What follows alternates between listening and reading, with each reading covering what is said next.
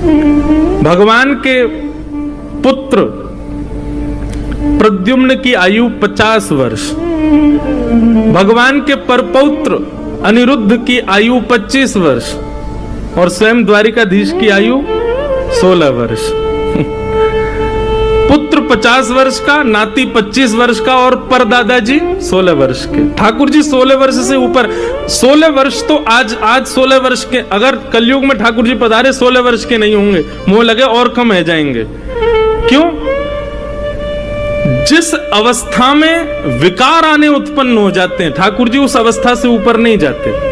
विकार आने मतलब जहां पर वोकल कॉर्ड बदलना शुरू हो जाए, दाढ़ी मूंछ आनी शुरू हो जाए, आप थोड़े बड़े बड़े से लगने लग जाओ, ये समझ जाओ कि अब ये विकार अवस्था है। ठाकुर जी उस अवस्था में कभी नहीं आते। ठाकुर जी सदा सहज अवस्था में रहते हैं, बाल अवस्था में रहते हैं। तो ठाकुर जी यशोदा मैया गोद में ही बैठे हैं और मैया से कह रहे, मैया जे तेरे ही यमुना में दीपदान को प्रताप सामने बैठो है। यशोदा मैया बोली मतलब? अच्छा ठाकुर जी को एकांत में गए हो सिंहासन? नहीं, वही चौक में ही बैठे हैं यशोदा मैया गोद में, और चारों तरफ लाखों दर्शनार्थी ब्रजवासी और द्वारिका के लोग बैठे हैं। मैया जे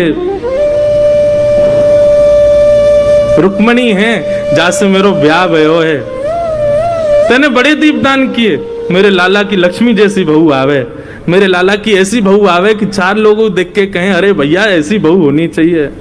मेरे लाला की ऐसी बहू आवे कि पूरा ब्रजमंडल युग युगांतर तक याद रखे। देख ले मैया तेरी बहू सामने बैठी है। एक भुजा से द्वारिकाधीश को हृदय से लगा रही हैं, दूसरी भुजा से श्री रुक्मणी जी को हृदय से लगा रही हैं। रुक्मणी जी के भी नेत्र सजल हो गए यशोदा मैया के अंग से लग करके। खूब स्नेह किया।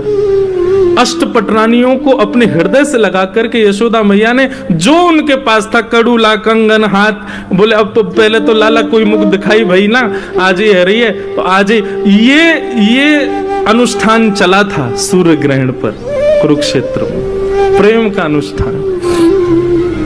यशोदा मैया कोई को अपनी पाजेब उतार के पहना रही हैं, कोई को अपने हाथन की अंगूठी दे रही हैं, कोई को अपने गले को हार उतार के दे दें, कोई को अपने कानन को कुंडल दे रही हैं। सब मना करें, बोले मैया आपको, बोले नहीं ये मेरी मुख दिखाई है, तुम मेरी बहू है, मेरे लाला की बहू है, क्यों नहीं दूंगी, ये सब तुम्हारा ही तो है, तुम्हारे काजी तो मेरे पास है।